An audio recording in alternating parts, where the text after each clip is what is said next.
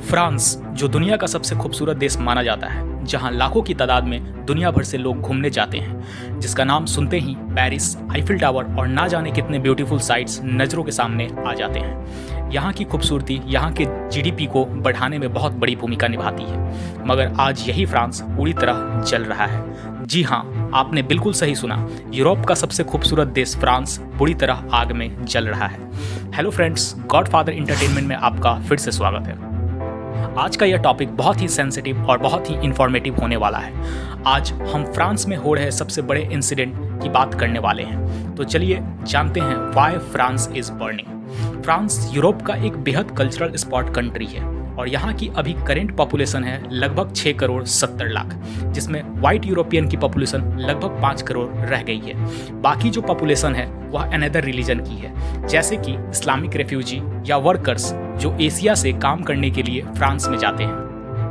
Turkey के एक report के अनुसार फ्रांस का 10% पॉपुलेशन इस्लाम धर्म में कन्वर्ट हो चुका है और यह एक बहुत बड़ी बात है। ऐसा कंट्री जो यूरोप का हो, उस देश में इस्लामिक पॉपुलेशन 10% तक बढ़ जाना यह बहुत बड़ी बात है और यह बिल्कुल चौंकाने वाली बात भी है।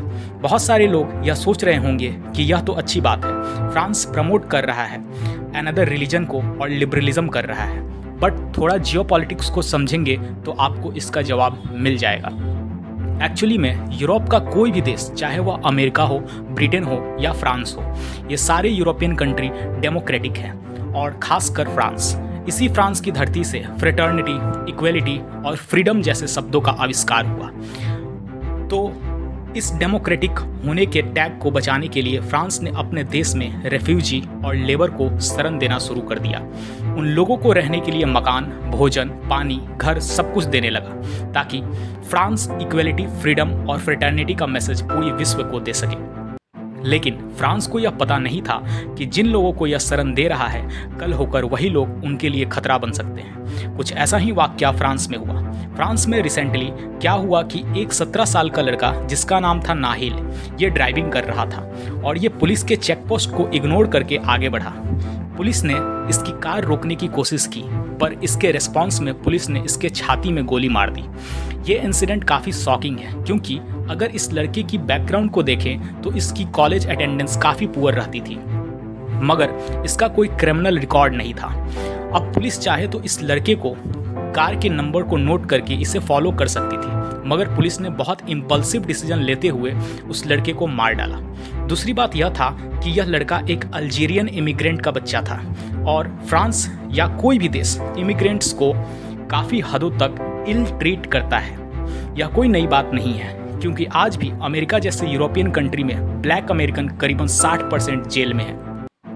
इससे आप इन यूरोपियन कंट्री के सेकुलर डेमोक्रेटिक होने के नज़रिए को समझ सकते हैं। यहाँ कोई भी माइनॉरिटी ग्रुप्स को ज़्यादा आज़ादी नहीं दी जाती, क्योंकि ये अपने देश के नेटिव सिटीजन्स के सिक्योरिटी से कोई समझौता नहीं करते। वह तो मात्र एक भारत देश है जहाँ कोई भी माइग्रेंट्स पर्सन बिना कुछ सोचे समझे कड़ी शब्दों में, यहाँ तक कि एब्यूजिव वर्ड में प्रधानमंत्री तक की निंदा कर सकता है। अब यदि हम फ्रांस की बात करें तो अब फ्रांस में नाहेल के नाम पर माइनॉरिटी ग्रुप्स दंगे कर रहे हैं। वहाँ पर खुलेआम मॉल, शॉपिंग सेंटर और पब्लिक ट्रांसपोर्ट को डैमेज कर रहे हैं और यह करीबन 3-4 दिनों से वायलेंस चल रहा है, जिसकी वजह से फ्रांस के सिटीजन काफ़ी आक्रोश में आ चुके हैं। और ज़्यादा आक्रोश इस बात का है कि जब फ्रांस जल रहा था तब वहाँ के president Emmanuel Macron concert enjoy कर रहे थे, जिस बात से फ्रांस की जनता काफ़ी आक्रोशित है और होना भी चाहिए, क्योंकि फ्रांस का ट्रैक रिकॉर्ड रहा है कि इन छोटी दंगों की वजह से बहुत बड़ी बड़ी राइट्स हो चुकी हैं। और यदि मैं इस इंसिडेंट को थोड़ा डीप एनालाइज करूं तो आपके होश उड़ जाएंगे। यह तो आपको पता ही होगा कि फ्रांस का इतिहास क्या रहा है। यह वही फ्रांस है जिसने वर्ल्ड वॉर 2 में लाखों लोगों को कत्ल कर डाला था, खून की नदियाँ बहा दी थी, सरेआम मैस्केर करने से भी कभी पीछे नहीं हटा, क्योंकि यह देश हमेशा से ही अपने नेटिव सिटीजन्स को सपोर्ट करते आया है। 8 मई 1945 में फ्रेंच के आर्मी ने करीबन 45,000 अल्जीरियन का नरसंहार कर डाला था। आज वही घटना इस वाकया से दोबारा रिफ्रेश हो गया।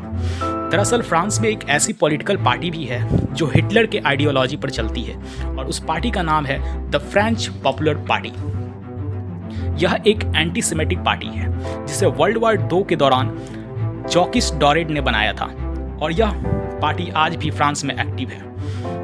अब जब यह दंगे हो रहे हैं तो यह पार्टी वहाँ के सिटीजन से मेजॉरिटी में आने की मांग कर रही है, और यदि यह पार्टी रूल करने लगी गवर्नमेंट में तो इन सारे 10% माइनॉरिटी का सरेआम कत्ल कर दिया जाएगा विदाउट एनी क्रिमिनल केस।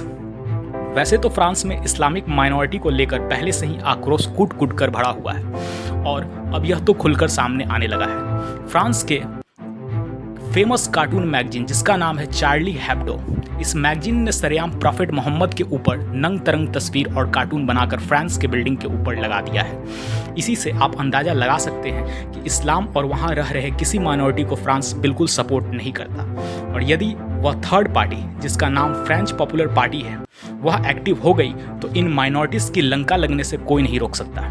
दरअसल ना ही मैं फ्रांस के सपोर्ट में हूँ ना ही माइनॉरिटीज़ के, मगर फ्रांस का इतिहास काफ़ी खतरनाक रहा है और यह मोस्ट पावरफुल यूरोपियन कंट्री भी है। अगर यह अपने लेवल पर आ गया तो माइनॉरिटीज़ को रातों रात ख़त्म कर सकता है, और यदि सारे इस्लामिक कंट्रीज़ भी साथ आते हैं फिर भी आप फ्रांस का कुछ नहीं बिगाड़ सकते, क्योंकि एक तो वह पूरी तरह से अलायंस है और साथ ही साथ नेटो का मेंबर भी है। तो भलाई इसी में है कि इन दंगों को ख़त्म कर कोई पीस का रास्ता निकालने पर विचार करना चाहिए, क्योंकि यह फ्रांस है, भारत नहीं, जहां हमारे एम्बेसी को जला दिया जाता है और हम केवल हाई प्रोटेक्शन की मांग करते रहते हैं। हो सकता है मैंने इस वीडियो में काफ़ी कठोर शब्दों का इस्तेमाल किया, मगर सच्चाई हमेशा कड़वा होता है। आज के लिए बस इतना ही, मिलते हैं अगली वीडियो में। Thank you.